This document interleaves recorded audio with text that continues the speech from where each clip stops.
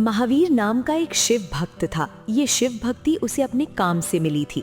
महावीर भजन, कीर्तन, जागरण और धार्मिक समारोह में शिव बनता था। महावीर को जो भी पैसे मिलते खुशी खुशी उन पैसों को लेकर घर आ जाता था। माधवी, ये मेरी आज की कमाई है। तुम कह रही थी ना कि राशन लाना है, तो ये रुपये तुम्हारे काम आ जाएंगे। और अब तो तुम्हें अपने साथ साथ होने वाले बच्चे का भी ध्यान रखना होगा। तुम मेरी चिंता मत करो जी। अरे चिंता कैसे ना करूं? शादी के बाद हमारे जीवन में इतनी बड़ी खुशी आई है। मैं अपने आने वाले बच्चों को बहुत खुशियां दूंगा, खूब मेहनत करूंगा।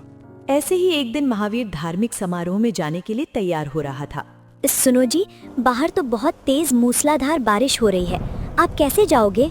माधवी, मेरा जाना बहुत जरूरी है। मैंने इस कार्यक्रम के लिए रुपया एडवांस लिया है, और बारिश हो या सर्दी, गर्मी, हमें तो मेहनत करनी ही है। अगर मेहनत नहीं करूंगा तो हमारे आने वाले बच्चे और तुम्हारा ध्यान कैसे रखूंगा? अगर मना कर दिया तो बात ठीक नहीं होगी। लगता है मेरा फोन बज रहा है।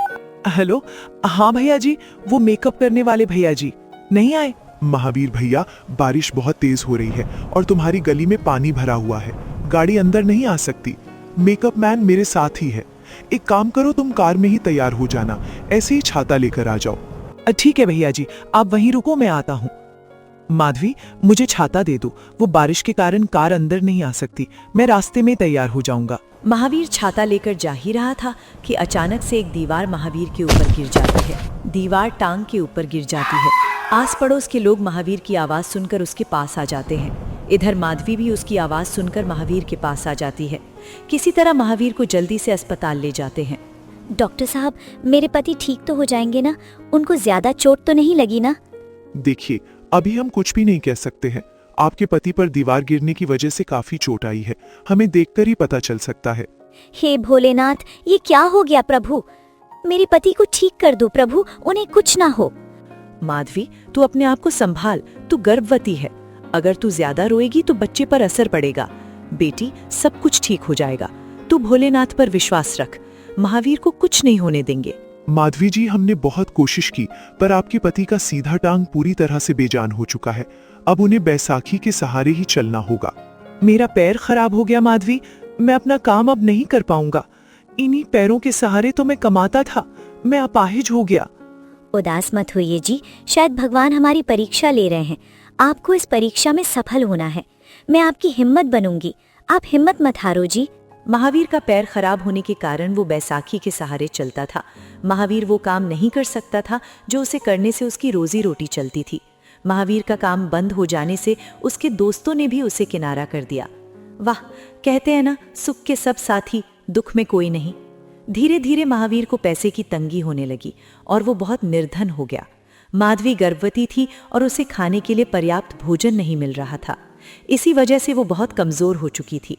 एक दिन महावीर बहुत रोने लगा। हे भोलेनाथ, आप देख रहे हैं ना मेरी क्या दशा हो गई है।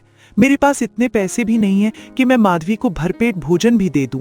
बाप बेचारी मुझसे कुछ भी नहीं कहती है, चुपचाप जो रूखी सूखी मिलती है वो खा लेती है। प्रभु, कल माधवी का महाशिवरात्रि का व्रत है और घर में खाने को एक अन्य का दाना भी नहीं है। वह फलहरी व्रत कैसे पूर्ण करेगी? प्रभु, मेरी सहायता करो। महावीर माधवी को बिना बताए काम की तलाश में अपने बैसाखी के सहारे निकल पड़ता है। रास्ते में भगवान भोलेनाथ का मंदिर पड़ता है, पर महावीर सीढ़ियां चढ़कर मंदिर का दर्शन भी नहीं कर सकता था। इसलिए वह बाहर से ही भोले बाबा को नमन करके आगे बढ़ने लगता है। तभी महावीर भैया, ये तो मदन फूल वाले की आवाज है। अरे मदन भैया, तुम? अरे हाँ, मैं बड़े दिनों बाद तुम्हें देख रहा हूँ। ये मैं क्या देख रहा हूँ? ये सब कैसा हो गया भैया? महावीर मदन फूल वाले को सारा घटना सुनाता है। महावीर की दुख भरी बातों को सुनकर मदन की आंखों में आंसू आ जाते हैं। एक काम करो भैया, मैं तो साइकिल पर फूल, माला, हार बेचता हूँ। कल महाशिवरात्रि है। मैं तुम्हें फूल वाले से फूल, माला, बेलपत्री दिलवा देता हूँ, तो तुम कल यहीं शिव मंदिर में बेच देना। तुम्हारी थोड़ी तो कमाई हो ही जाएगी, जिससे तुम कल शिवरात्रि व्रत का सामान भी खरीद सकोगे। मदन भैया, ये तो बहुत ही अच्छी बात हो जाएगी। तुम मुझे फूल और बेलपत्र दिलवा दो, तुम्हारी बहुत बड़ी मेहरबानी होगी। तुमने मेरे लिए इतना सोचा। मैंने नहीं, भगवान भोलेनाथ ने, क्योंकि इस दुनिया में जो भी कुछ होता है प्रभु की इच्छा से ही होता है। मदन शीघ्र ही फूलों की दुकान से महावीर को फूल और बेलपत्री दिलवा देता है और महावीर को घर तक छोड़ देता है। अगले दिन महावीर सभी फूल माला और बेलपत्री लेकर मंदिर के बाहर बेचने के लिए बैठ जाता है। फिर कहते हैं ना, कुछ लोग किसी का काम बंटने नहीं देख सकता। उनके पास सब कुछ होगा पर किसी की जरूरत में मदद करना नहीं जानते। मंदिर के बाहर एक फूल वाली की दुकान थी। वो महावीर से लड़ ओए, तू यहाँ किससे पूछ कर बैठा है? ओए, यहाँ पर कई साल से मैं फूल की दुकान चला रहा हूँ, और आज वैसे भी महाशिवरात्रि का दिन है और अच्छी कमाई होगी, और तू मेरे ही धंधे में पेट मारने आ गया। भैया, मुझे पैसे की बहुत जरूरत है। मुझे कुछ देर के लिए यहाँ बैठने दो। थोड़ी सी फूल और बेलपत्र बेचकर मैं यहाँ से चला जाऊंगा। बिल्कुल नहीं, तेरी एक नहीं सुनूंगा। तू हटता है या मैं तुझे धक्का दे दूं।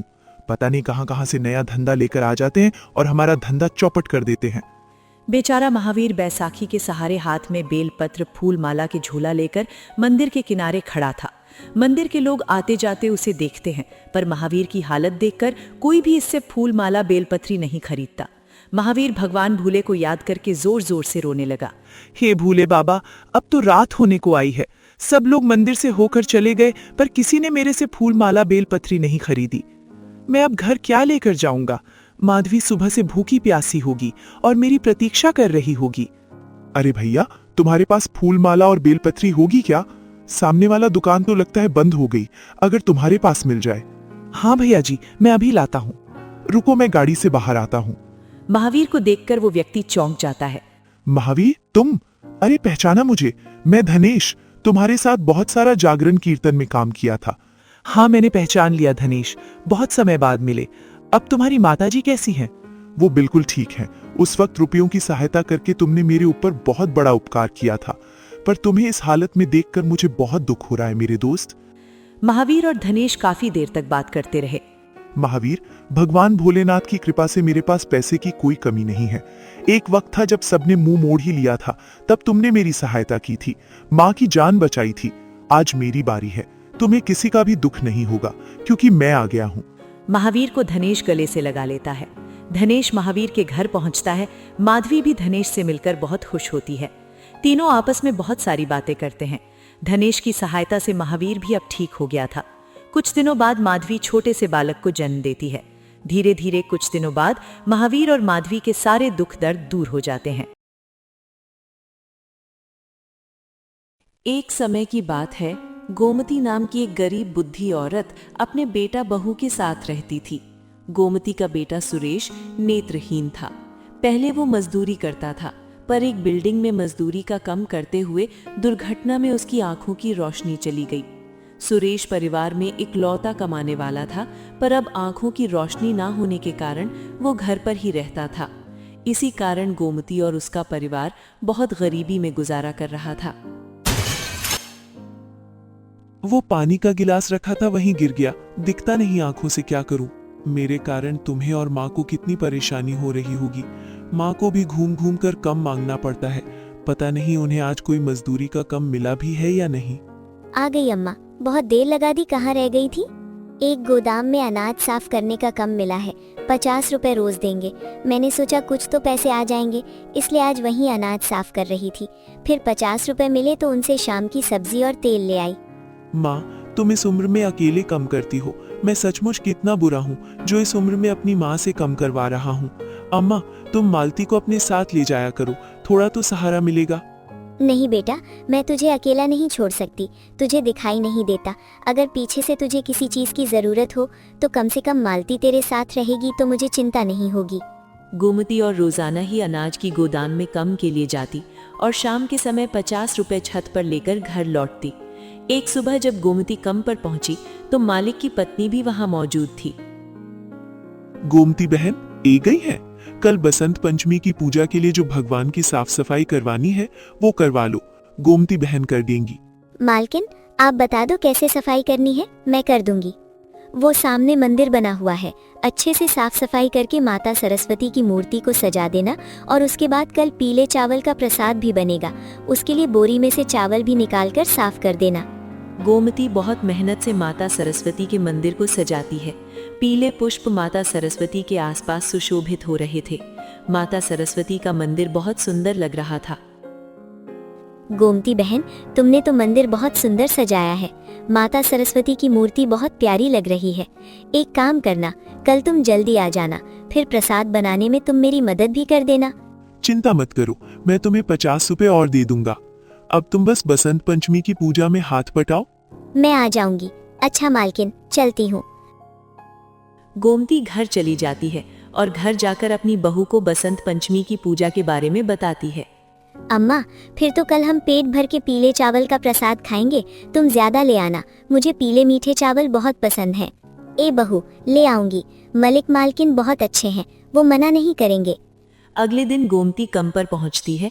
मालकिन की तबीयत ठीक नहीं थी। गोमती बहन, मेरी तबीयत ठीक नहीं है। आज सुबह से ब्लड प्रेशर बढ़ा हुआ है। डॉक्टर ने आराम करने के लिए कहा है। मैंने तो सोचा था कि मैं तुम्हारे साथ मिलकर पीले चावल का प्रसाद बनाऊंगी, पर मेरी तो उठने की बिल्कुल भी हिम्मत नहीं है। अब तुम्हें अकेले ही प्रसाद बनाना पड़ेगा।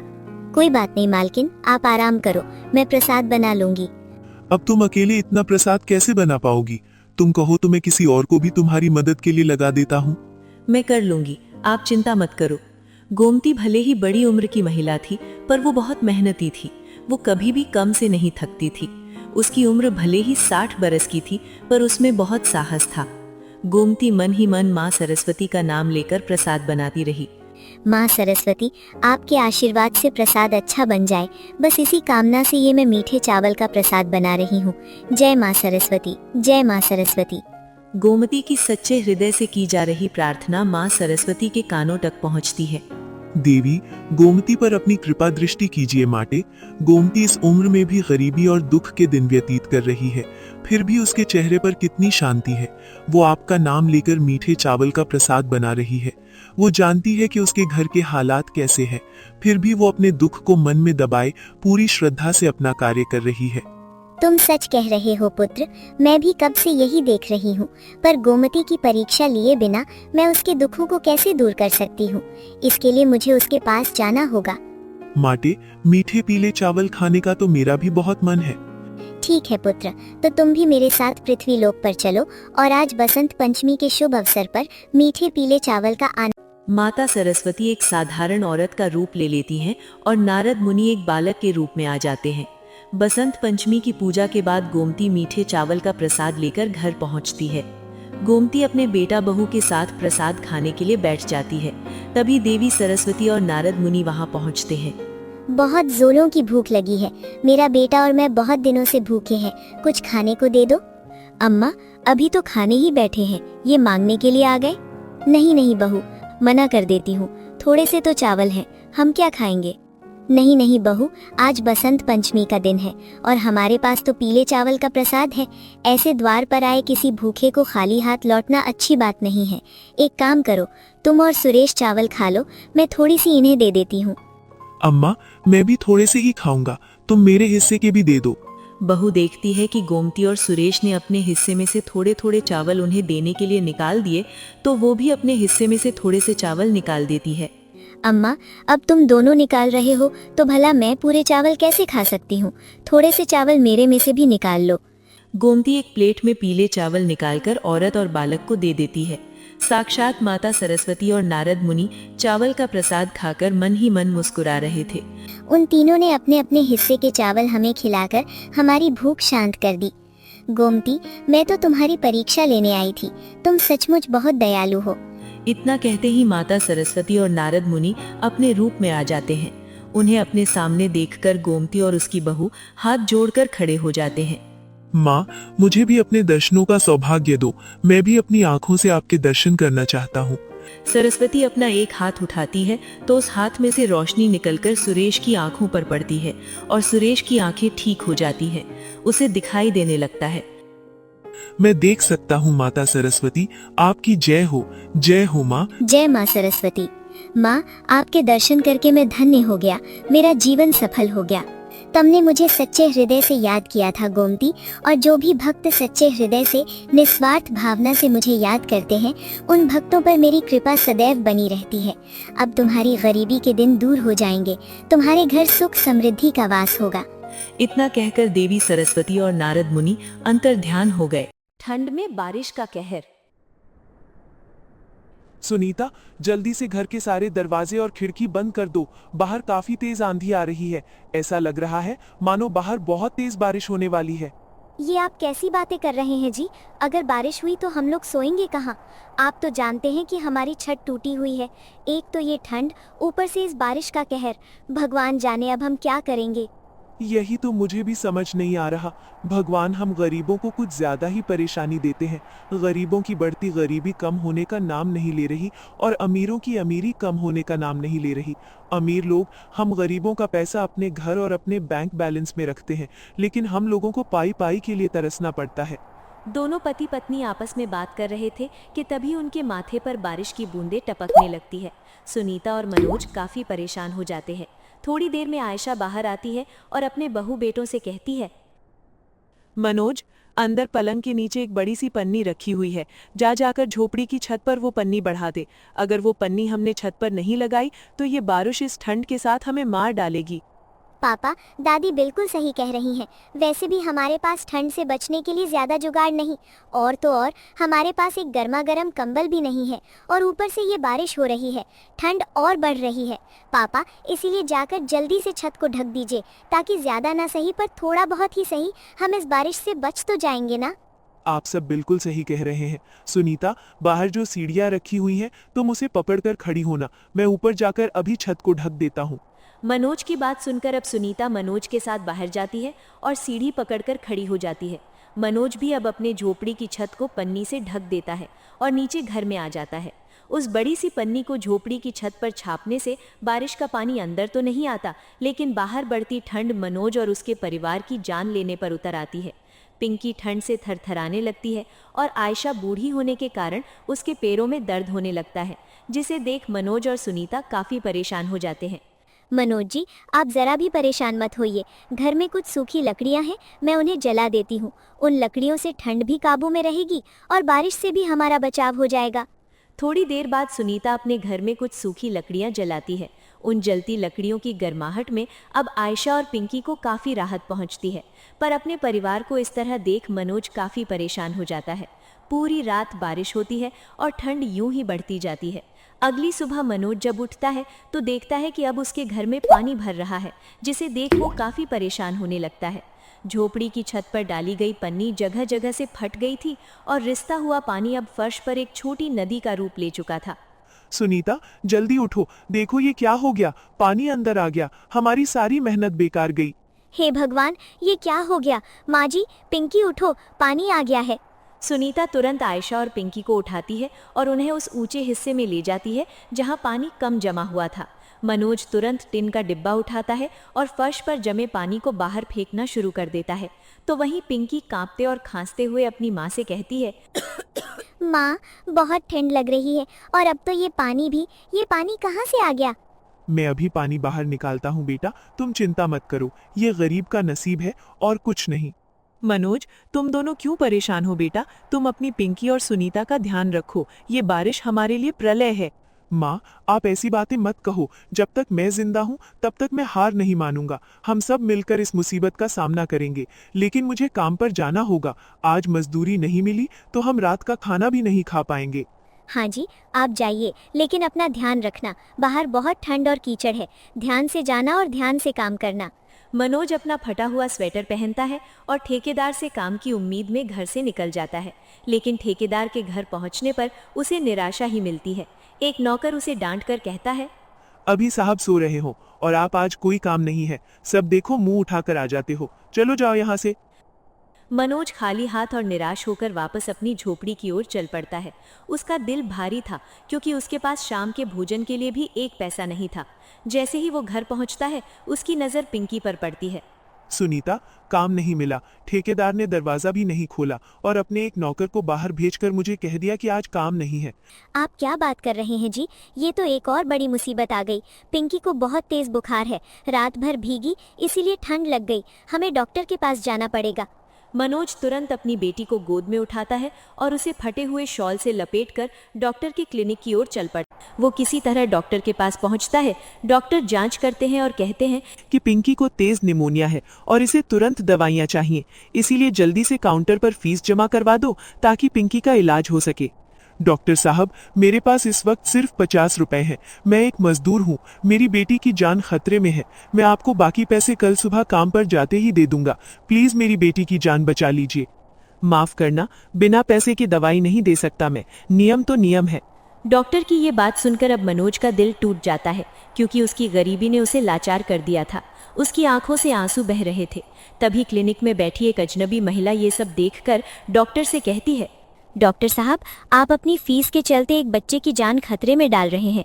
खैर कोई बात नहीं, आप मुझसे फीस ले लीजिए और दवाई इन्हें दे दीजिए, क्योंकि इनकी फीस मैं दे रही हूँ। उस दयालु महिला ने 400 रुपए दिए और मनोज से कहा कि वो अपनी बेटी को दवाई दे। मनोज अब अपनी गर्दन उस महिला के आगे झुका देता है और उसका धन्यवाद करने लगता है। मैं आपका कर्ज कैसे चुकाऊंगा? कोई बात नहीं भाई, बस अपनी बेटी का ध्यान रखो, भगवान तुम्हारा भला करेगा। मनोज दवाइयां लेता है और तेजी से घर की ओर भागता है। उसे लगा कि दुनिया अभी भी दया और मानवता से खाली नहीं हुई है। घर पहुंचकर मनोज सुनीता को पिंकी की दवाई दे देता है और वो दवाई पिंकी को खिलाने को कहता है। कुछ देर बाद अब वो उसे गर्म कपड़ों से ढक देते हैं। अगले कुछ दिन तक पिंकी का बुखार धीरे धीरे कम होता है। मनोज को अब भी काम नहीं मिलता, लेकिन वो हर दिन कुछ न कुछ मजदूरी जुटाने की कोशिश करता है। आप इतने उदास क्यों हैं जी? पिंकी अब ठीक हो रही है। मैं उस अजनबी महिला के बारे में सोच रहा हूँ जिसने हमारी मदद की। हम इतने गरीब हैं कि अपनी बेटी की दवाई भी खुद नहीं खरीद सकते, और उस ठेकेदार ने हमें एक दिन की मजदूरी भी नहीं दी। बेटा, अमीरी और गरीबी ईश्वर की देन नहीं, बल्कि इंसानों की बनाई हुई है। तुम निराश मत हो, अब मौसम थोड़ा खुल गया है, तुम हिम्मत मत हारो। आप सब सही कह रहे हैं। मैं अब और हार नहीं मानूंगा। मुझे पता है कि मुझे सिर्फ अपने परिवार को नहीं, बल्कि उस महिला का कर्ज भी चुकाना है। सुनीता, आज से हम फिर से शुरुआत करेंगे। मैं आज से सिर्फ मजदूरी ही नहीं, बल्कि एक बेहतर जिंदगी कमाने की कोशिश करूंगा। हम इस झोपड़ी को बदल कर रहेंगे। ये बारिश हमें तोड़ नहीं सकती। हम इस ठंड और इस गरीबी को हरा कर रहेंगे। हम आपके साथ हैं जी, हम जरूर जीतेंगे। मनोज अपने घर की टूटी फूटी दीवारों को देखता है। बारिश का पानी और ठंड उन्हें डरा नहीं पाई थी, क्योंकि उनके पास आपसी प्रेम और अटूट साहस की गर्मी थी। अगर आपको हमारी कहानी अच्छी लगे तो जरूर हमारे चैनल सब्सक्राइब करें और बेल आइकॉन पर क्लिक करना ना